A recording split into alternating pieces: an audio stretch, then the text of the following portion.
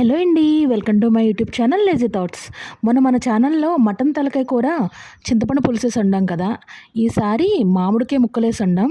ఎలా వండామో చూసేద్దాము ఒకసారి.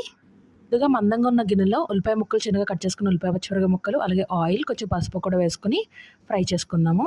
అవి కొంచెం ఫ్రై అయిన తర్వాత కొంచెం కల్లుపు కూడా వేసుకుని ఫ్రై చేసుకుందాము. ఉల్లిపాయ ముక్కలు బాగా గోల్డెన్ బ్రౌన్ వచ్చేంత వరకు ఫ్రై చేసుకుని తర్వాత నీట్గా క్లీన్ చేసుకున్న తలకాయ ముక్కలు కూడా యాడ్ చేసుకుందాము.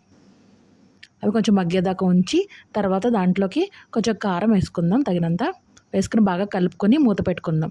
ఉప్పు కారం పట్టేంత వరకు మగ్గనిద్దాం. తర్వాత చిన్నగా కట్ చేసుకున్న తొక్క తీసిన మామిడికాయ ముక్కలు కూడా దాంట్లో వేసుకుని బాగా కలుపుకొని కొంచెం పట్టిన తర్వాత వాటిల్లో ముక్కలు బాగా పట్టేదాకా ఉంచుకుని తర్వాత కొన్ని వాటర్ పోసుకుందాం. ముక్క ములిగేంత వరకు వాటర్ పోసేసుకుందాం. కూర ఒక 2 మినిట్స్ మగ్గిన తర్వాత దాంట్లో అల్లం వెల్లుల్లి పేస్టు, అలాగే గరం మసాలా కూడా యాడ్ చేసుకుని బాగా కలుపుకొని మూత పెట్టి 20 నిమిషాలు ఉడకనిస్తే కమ్మని తలకాయ కూర రెడీ అయిపోతుంది.